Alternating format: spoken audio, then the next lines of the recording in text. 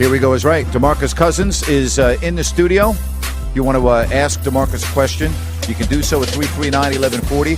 1-800-920-1140. You can text the show at 44-1140. So the traffic, Mobile, Alabama, Lexington, Kentucky, Sacramento, California, the 5 o'clock hour, man. Rate them for me. Sacramento, probably 8, 9.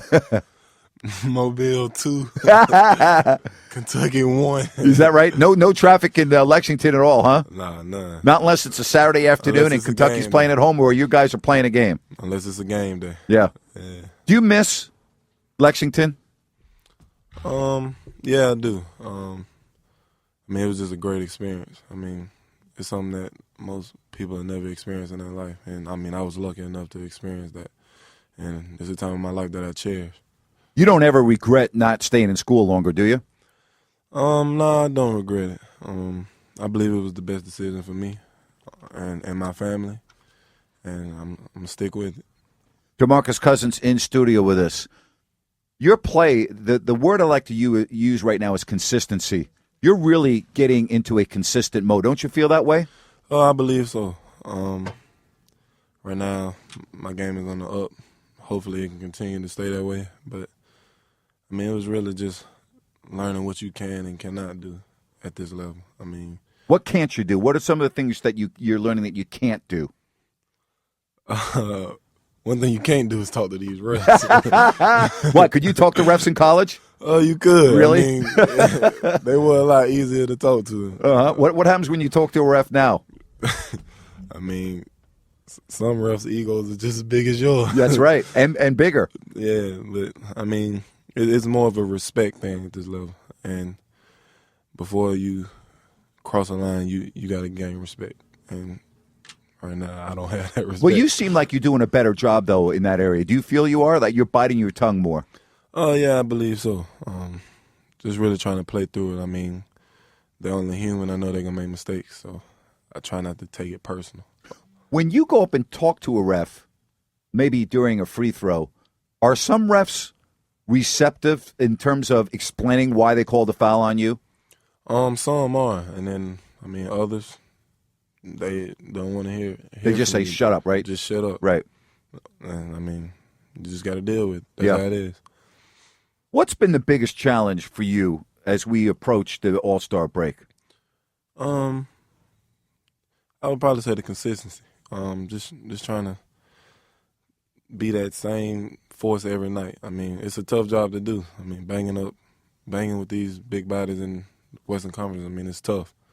And, I mean, just being consistent every night is probably the toughest. Are you fueled at all by the naysayers out there? You know, the red flags in the draft. Sports Illustrated a couple of weeks ago, they had and I'm sure you saw it, draft bust, and they had an NBA scout ripping you to shreds. Does that motivate you at all? Do you even care about that stuff? I really don't care, but at the same time, it does motivate me.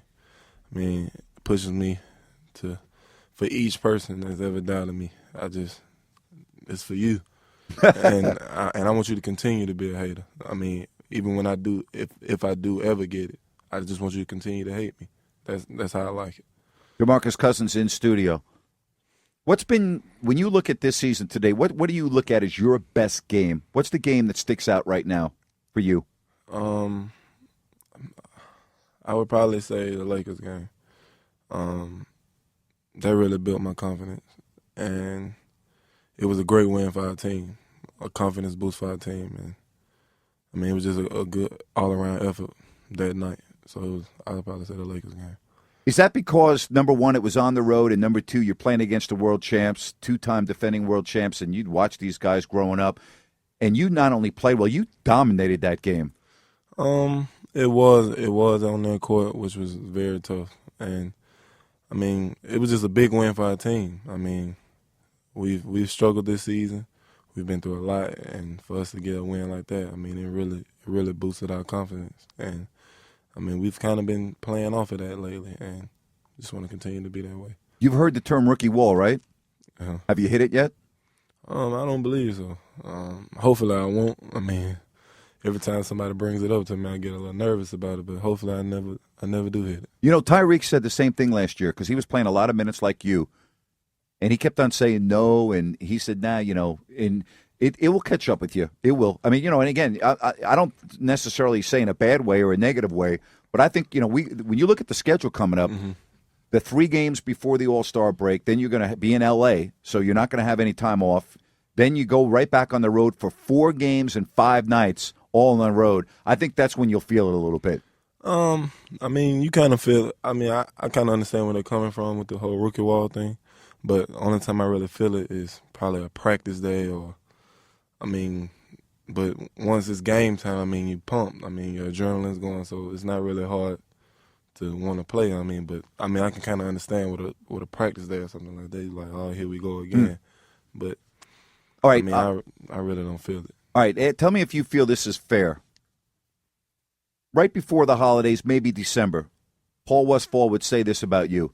He's in the best shape that he's ever been in his life, but he's not in good enough shape to where I need him night in, night out in the NBA. Fair back then when you look at that a month or so into the season, or unfair? I really don't know. Well, do you feel like you're in better shape now than you were in December, or do you think that's something that we overblow? I really believe it was something that was overblown, but like I said, it was a lot to learn. I'm wiser now, and it was just a lot to learn.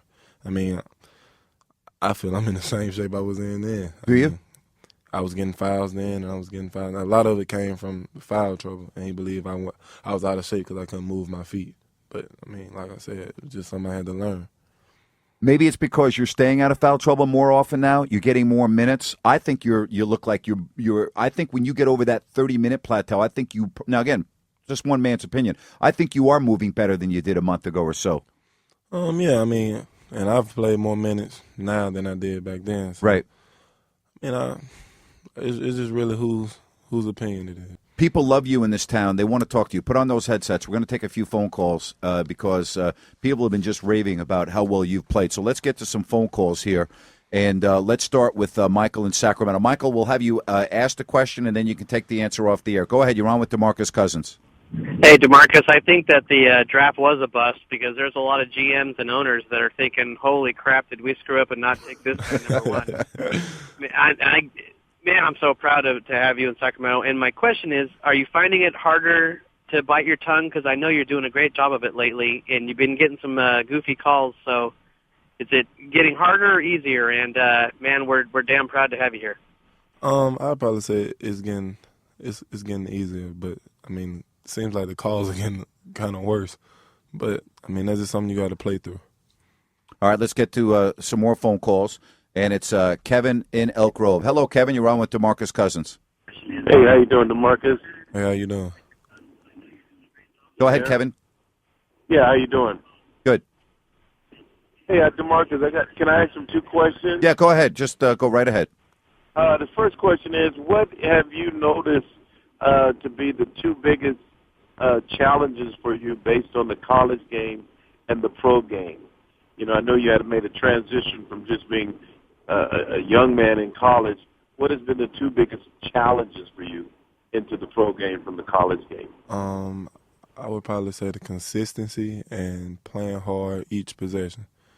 At this level, each possession counts. In college, you could probably get away with possession and still win the game. But, one bad possession can sometimes determine the game at this level. So that's probably the 2. I got a text message here. Somebody is asking, who is a better dancer, you or John Wall? I'd probably say Jay Wall.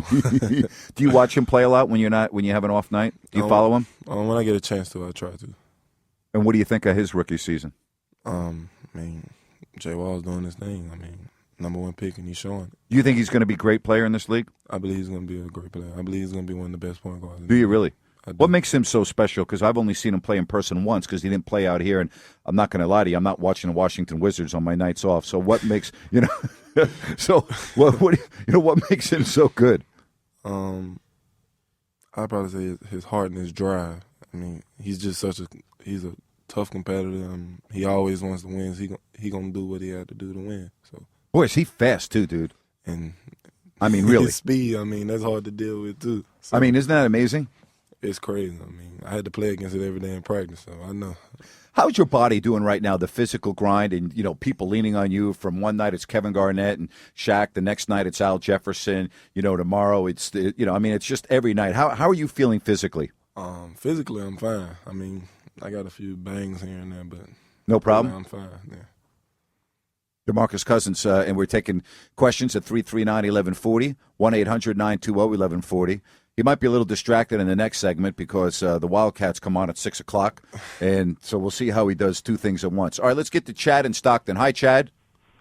Hey, Grant. Thanks for taking my call. Nice to speak to you, DeMarcus. I just wanted to know, my question is I don't know if you listen to Sports 1140 too often, but there's some nights that, after a bad night, you kind of get killed on the station in regards to the listeners' comments and sometimes on the national media. Do you hear that, number one, and what does that do? Is Sacramento just going to have to get used to you? That's your game, and that's how you operate and perform at a higher level, or what's your thought process when you hear that? Thanks. Well, actually, I don't hear it, but I mean, all I can say is you're gonna have to deal with me. Yeah, I don't. First of all, I do the show every day. I think you were getting a little bit killed in the beginning of the year, and I think part of that was, getting kicked out of practice and those things. I think that's, a while ago. I think, and again, I do the show for 3 hours. I mean, and I would tell you to your face if you haven't been getting killed lately at all. People have been calling up, blowing away at how well you've been playing. But then again, you got to remember, I'm only a rookie. I mean, that's right. A lot of people have opinions about me like I'm a 5-year vet. Like I should just know the ropes already, but I'm a rookie and I still got a lot to learn. You know, it's funny. I have a rant every day. It's called Grant's Rant. And I did a rant today, and I pretty much said the same thing. I said for the fans that have a problem, for a kid that's 20, I call you a kid, you can come over here and step on me, but and 21, and they want to be critical, that's fine. Listen, this is the big leagues here. People want to be critical, that's fine. But don't make a observation of how good you and Tyreek are going to be down the road based on what they're seeing now. That's ludicrous. It's stupidity. And I said that. And I'm glad you said that because, listen, I told fans, you know what?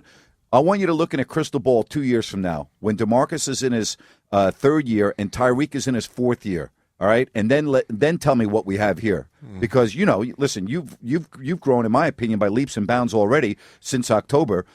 Gosh, don't you look ahead 2 or 3 years? Don't you think you can be dominating this league? I do, and I mean, Tyreek's a young player as well, and I mean, we still got a lot to learn, but I mean, the potential is there, and we just got to continue to work. Somebody texted me, how did you get the nickname Boogie? Coach Rod Strickland at Kentucky. Every day, we would be playing pickup or just playing around, and I would just do moves, and he would just like, wow, you got a lot of boogie. And just started calling me Boogie, and that's stuck with it. Now, is that Rod, the former NBA player? He had a lot of boogie, too. I covered him through his whole career. That dude had a lot of boogie. And, I mean, that's why I got the name.